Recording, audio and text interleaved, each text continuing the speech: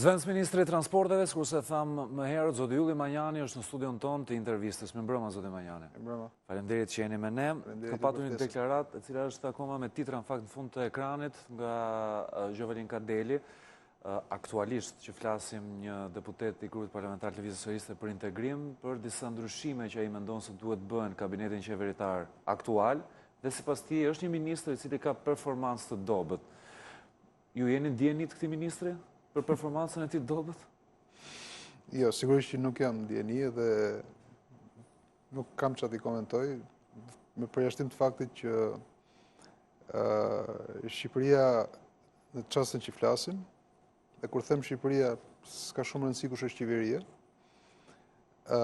është në prag të marrjes statusit të vendit kandidat. Dhe kjo është gjëja më e rëndësishme që pritet ndodh këtë muaj. Është një moment i shumë kërkuar për 3 vitesh me radhë. Është një moment që kërkon fokus, kërkon energji, kërkon punë për ta përmbyllë të fazë. Sigurisht kërkon edhe qetësinë e nevojshme. Që do të thotë edhe sikur të kishte një moment ngërçi, po themi, mes në një ministër, nuk ishte ky momenti për ta kërkuar? Jo, po përpiqem të them një gjë tjetër, pra po përpiqem të them që agenda politike e shtetit shqiptar në radhëpar prevalon mbi gjitha diskutimet e tjera. Kjo sigurisht nuk mund të ndaloj asnjë komentues në politikë ose jo që të shpreh kënaqësitë apo pak kënaqësi që ka me raste të caktuara apo me ministra të caktuar apo duhet di ndallojmë ç'është qëndrimi personal nga qëndrimi politik. Ajo që mund t'ju them unë, si kryetari i Lëvizjes Socialiste për Integrim, është që Lëvizja Socialiste për Integrim është e angazhuar 24 orë në 24 në përbërje të qeverisë aktuale për të përshpejtuar agjendën e integrimit. Kjo është shumë e rëndësishme se sa komentet që bëhen mbi persona. Ashtu siç duhet ta theksoj, këtë është në historinë e Partisë Lëvizjes Socialiste për Integrim që të mos e personalizoj politikën. Kjo është shumë e rëndësishme, që duhet ta kuptojmë dhe nuk ka ndryshuar asgjë në kursin politik të LSI-s. Gjërat nuk janë personale, ne jemi në politikë, bëjmë analiza politike. Dhe pastaj kur arrim në konkluzionin që diçka duhet ndryshuar apo diçka duhet përshpejtuar, sigurisht ne kemi kuraja ta themi zyrtarisht si grupim politik. Kurse qëndrimet personale janë më së mirëpritura, duhet ta theksoj edhe këtë. Në qartë. Është në natyrën e deputetëve, deputeti këtë punë ka. Nëse nuk do bënte këtë punë, pra që të kritikoj. Nuk kemi mësuar në fakt me ka qëndrime personale dhe prandaj edhe kjo është një fatkeqësi e jetës parlamentare. Për media bën përshtypje këto raste, prandaj duke bërë këtë. Edhe kjo është një fatkeqësi e jetës parlamentare, sepse përgjithsisht jemi mësuar të shohim deputet që janë në grup, në rresht, që vendosin apo flasin me urdhër nga lart. Në Lëvizjen Socialiste për Integrim kjo nuk ndodh, për hir të vërtetës, dhe kjo është një diçka që duhet ta marrim si vlerë të parlamentarizmit dhe jo si një ligësi apo si një përpjekje për kurtha, për kulisa etj. Këto janë historira që ju siguroj me të gjithë fuqinë që kam në këtë moment përpara jush, që nuk ka asgjë më shumë se sa një koment personal. Mirë, ju nisët në fakt që në fillim me atë që duhet prevaloj politikën shqiptare, marrjen e statusit vendit kandidat, dhe thuhet shumë shpejt jemi shumë pranë. Çfarë do të thotë jemi shumë pranë? Jo, ne teknikisht e kemi marrë statusin.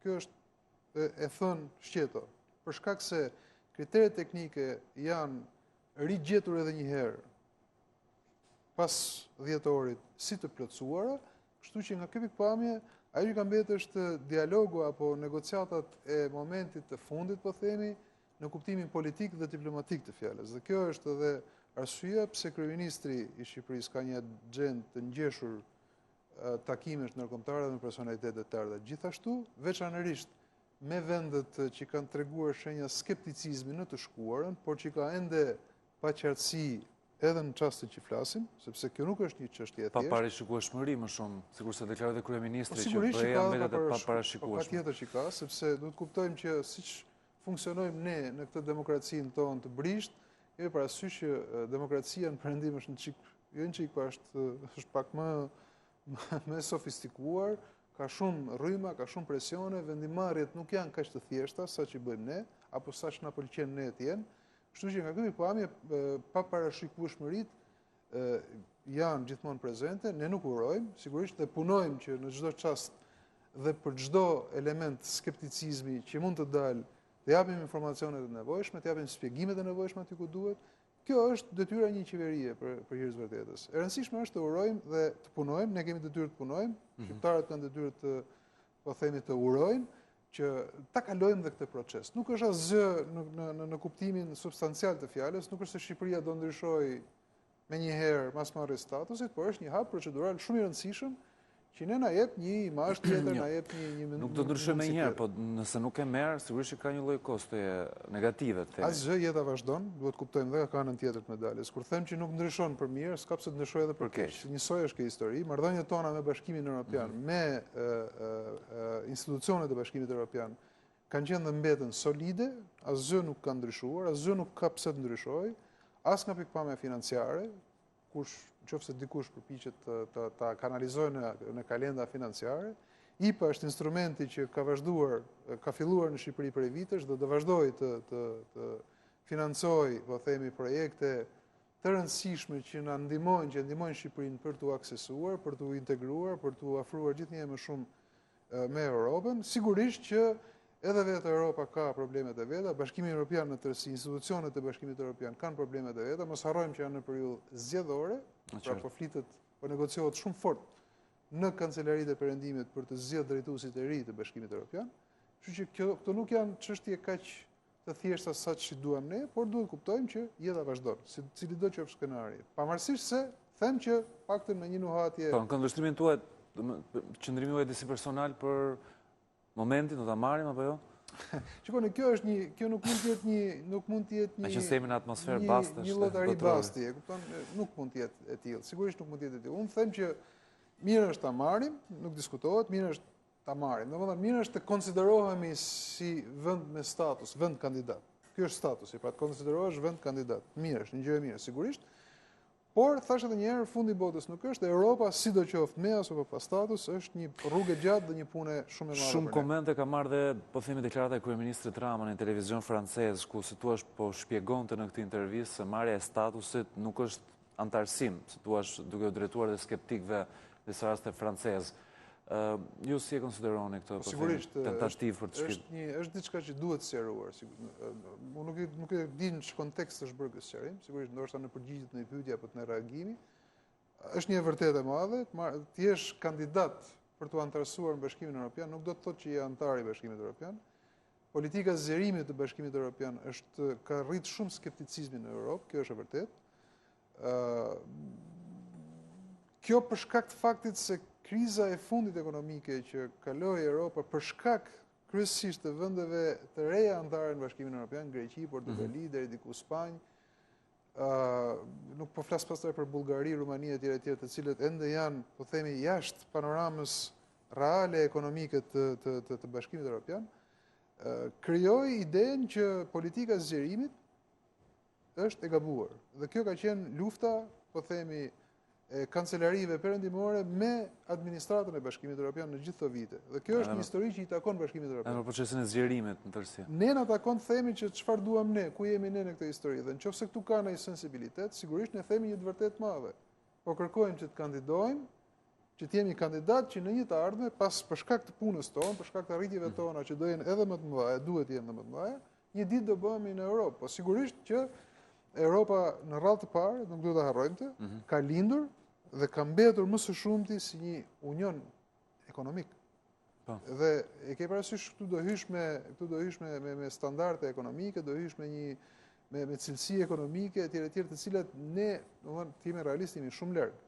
Kur Greqia dështoi, po themi, është vend antar i Bashkimit Evropian prej, nuk e di tani sa vite u bën, po themi hyri në limitet e fundit para më është Bashkimi Evropian dhe nuk i rezistoi, apo Portugalia, apo shtetet të vendeve anëtare të Bashkimit Evropian patën probleme me ekonominë e tyre, kuptohet që ekonomia shqiptare nuk është ende konkurruese që të garantojë standarde të larta të tilla që të jetë vend anëtare të Bashkimit Evropian. Dhe kjo është më së shumti shumë shqetësuese për qytetarët e Europës. Pra ne duhen të thënë këtë mesazh. Gjithsesi është një garanci e madhe të qenit pjesë e unionit, edhe në rastet e reflektimit të problemeve ekonomike, unioni është i gatshëm që do të mbështesë, rasti i Greqisë për shembull, pavarësisht qëndrimeve që kishin disa shtete të ndryshme për ndihmën që po i jepej Greqisë, pra duhet të them edhe nisja e procedurave pas marrjes së statusit është një lloj garancie më e madhe që të gjitha instrumentat politik apo ekonomik do survejohen më mirë, apo jo? Shikoni, nuk ka asnjë dyshim kjo që thoni ju, është e vërtetë. Patjetër, po ti jesh kandidat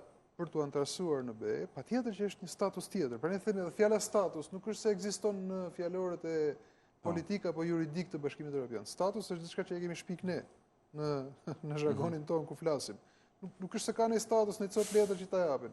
Thjesht një vend kandidat. Eksakt, Europa të konsideron që një vend kandidat. Për shkak se ke ka arritur një nivel të caktuar, statusi ose e thënë shqip gjendja jote ligjore është apo administrative apo politike është që ti je kandidat për t'u antarësuar në Europë dhe pastaj do hysh në një libër shumë të madh reformash që i Allah pastaj ti vi rradha ku diun ditës që ne jemi antar të Bashkimit Evropian. Kjo është e vërteta e kësaj historie. Edhe një pyetje kam për çështjen e statusit. Pse këtë herë ne meritojmë situar statusin duke vendosur në anën e shumë zërave të mazhorancës dhe 2 herë të shkuara nuk kemi qenë gati? Unë besoj që kriteri kryesor i skepticizmit në Komisionin Evropian, në herët e fundit, duke përjashtuar herën e fundit fare që ka qenë dhjetori, ka qenë pjesa politike.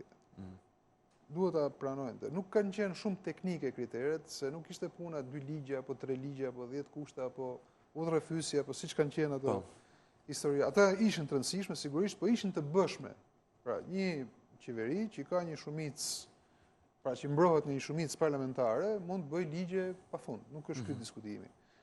Problemi ka qenë se si të përmirësohet klima politike dhe veçanërisht duke u afruar zgjedhjet e fundit parlamentare, Komisioni Evropian e pa thënë kështu, e pa shkruar kështu, u përpoq të shtonte kushte dhe parakushte me qëllim që të kalonte periudha zgjedhore. Për të parë edhe një herë se sa e maturuar është politika shqiptare për të kryer eventualisht një rotacion politik. Unë besoj që zgjedhjet e fundit parlamentare kanë dhënë vulën përfundimtare në nivelin e komisionit, pra në nivelin e administratës Bashkimit Evropian, që Shqipëria e meriton statusin, në kuptimin teknik të fjalës.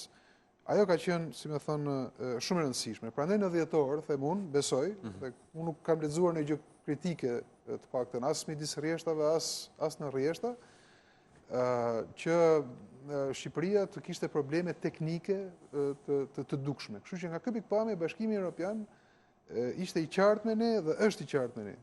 Pjesa tjetër pastaj se si vendet anëtare bilaterale për shkak të marrëdhënieve që mund të ketë me ne apo ne me ata, mund të siç janë për shembull çështjet e azilit, janë çështje shumë sensitive në Europë. Dhe kjo është me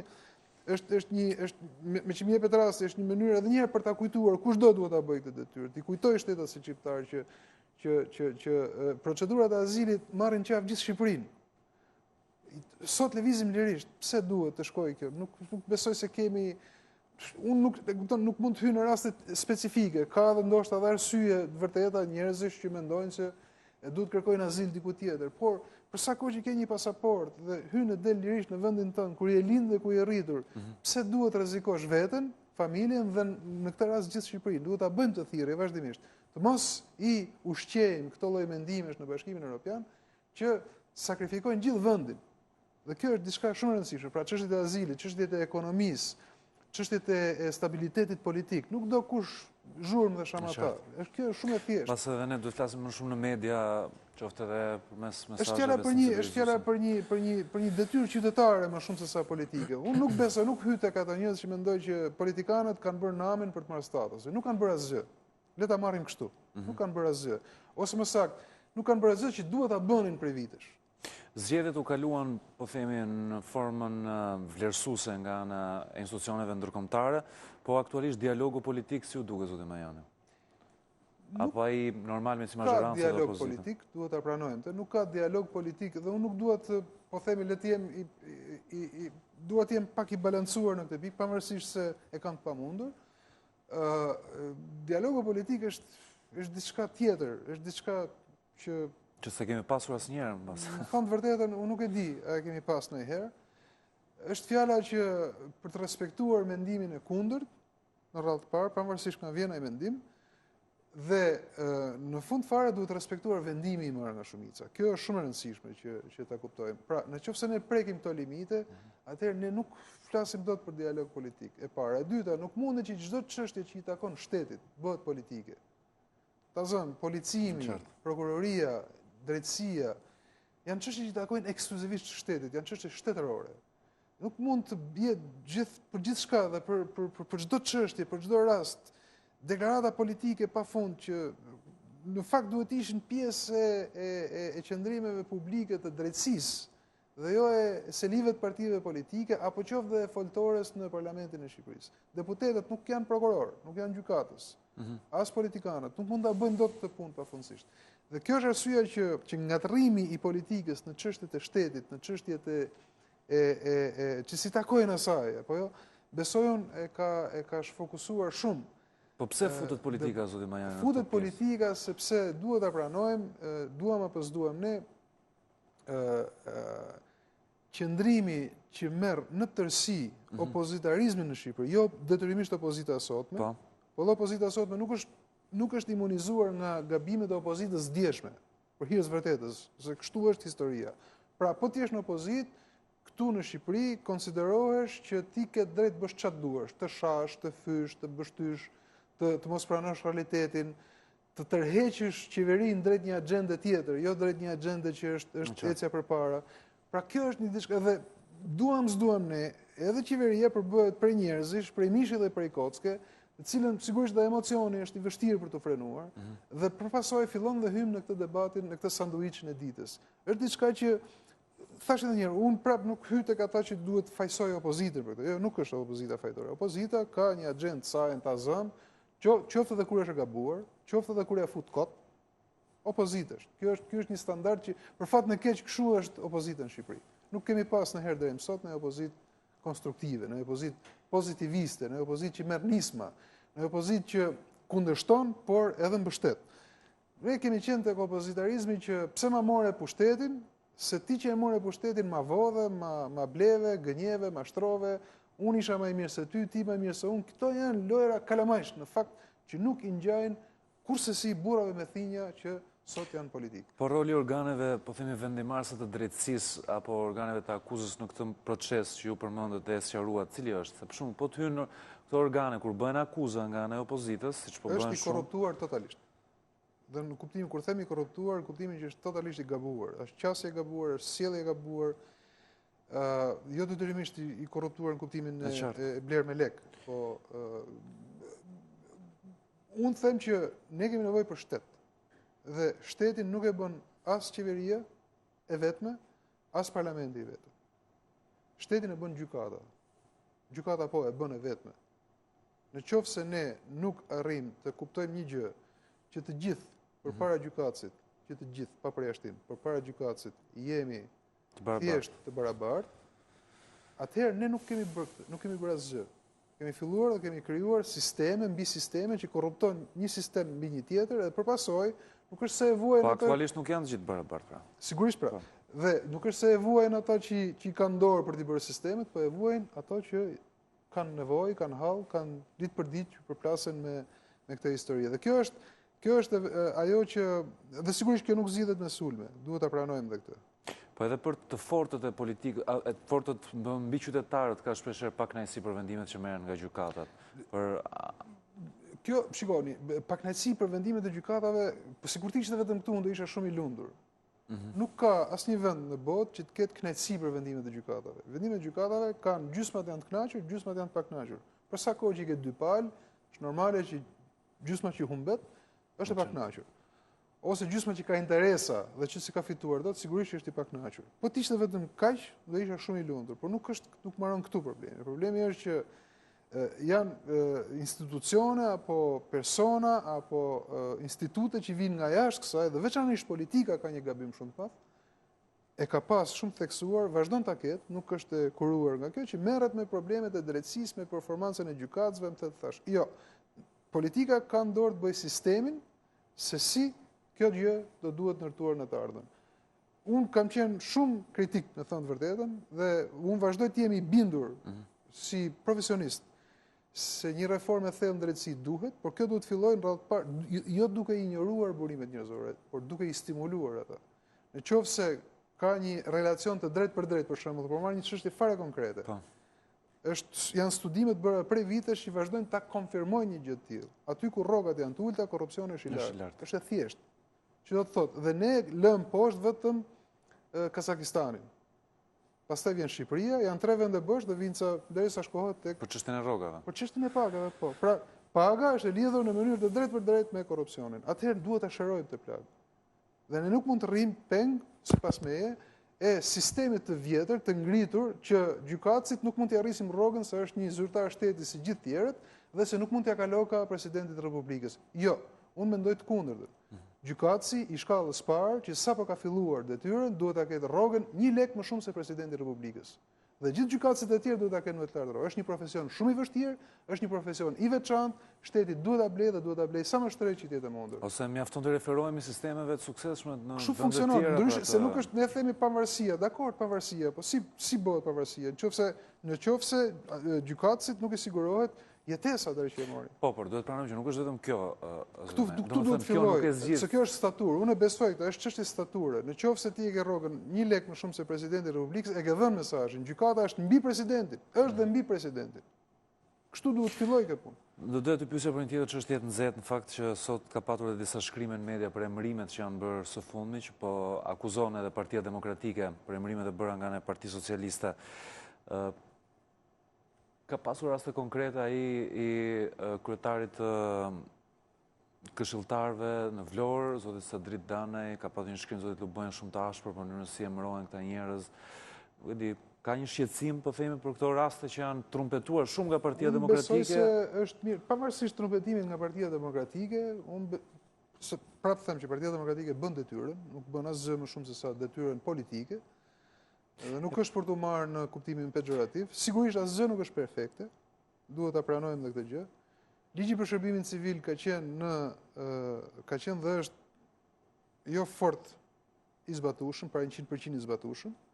Për atë arsye që dihen, pati shumë komente, shumë debate të tash. Një gjë është e vërtetë që rregullat dhe udhëzimet dhe urdhrat nga qeveria janë të qarta, janë dhënë qartë fare që strikt gjëra duhet të shkojnë në bazë ligjit dhe për shumë arsye kanë qenë edhe konkurse të bllokuara prej muajsh. Domethënë dhe kjo i ka shkaktuar edhe një kosto të dy partive tona për hir të vërtetës, sepse njerëzit kanë patur pritshmëri që etj për shumë arsye që dihet, jetojmë në Shqipëri, por e lëm këtë pjesë. Në qoftë se ne duam të zhvillojmë një debat konstruktiv për këtë çështje, ajo që mua nuk më pëlqen dhe nuk kam pëlqen kurrë dakord me askënd, është që të personalizohen gjërat. Diku është një Sadri, diku është një Sami, diku është janë njerëz prej mishit dhe prej koskë, janë familjar, rrisin fëmijë dhe nuk mundet padrejtësisht të gjenden përpara ekranave të televizioneve, të bështyhen publikisht për shkak se nuk i pëlqen partia politike e radhës. Kjo nuk është standard. Qoftë se ne duam të hyjmë në një debat konstruktiv, si ta zgjidhim të punë, hajdeni të mendojmë, unë mendoj që ka vend të përmirësohet skema. Unë vetë kam thënë, jam në përbërje të kësaj qeverie, por kam thënë dhe jam i bindur për këtë. Ndoshta ne duhet të zgjedhim një nga skemat e tregut. Ka kompani punësimi sot në treg të specializuara për këtë punë, që dinë të bëjnë rekrutime, që dinë të bëjnë vlerësime në punë, që dinë të bëjnë dosje personeli shumë të mira, shumë korrekte për të zgjedhur profesionistët.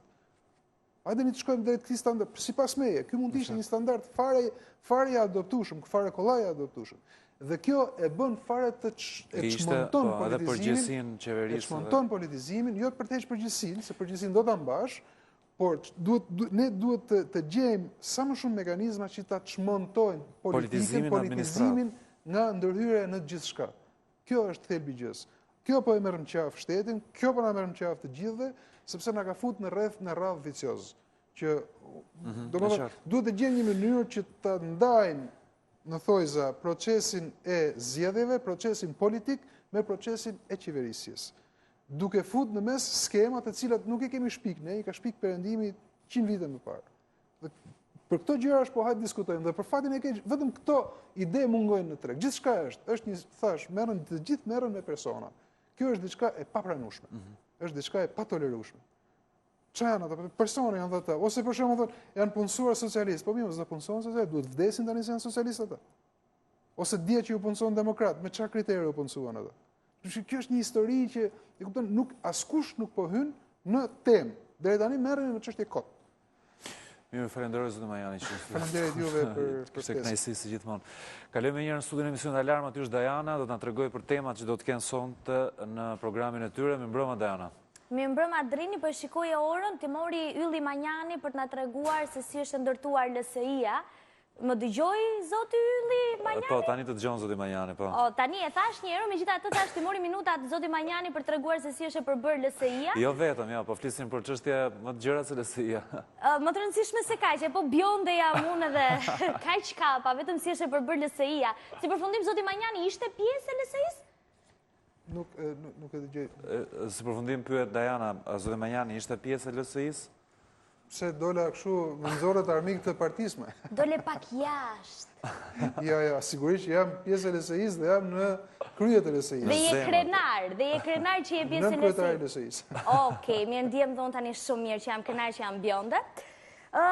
Do të kemi shumë llojshmëri sot në Alarm, ankesa të vjetra të cilat ne i rikthejmë për t'ju kthyer edhe një përgjigje, gjysmë përgjigje merreni si të doni. Bëm një shëtitje andej nga plazhi i Durrësit sepse sezon, por bosh për të mos folur për gjithë Bregdetin dhe lungomaren shqiptare dhe do të jemi edhe pak në Gramsh me një pronar se është bërë kjo çështja e pronës problem jetik i shqiptarëve. Pas pak mos mungoni. Do të ndjekim të dyve ty, Dajana dhe Armirin, faleminderit, Po, ndërsa... të dyve, gjithmonë. Të dyve, nuk ju ndajmë...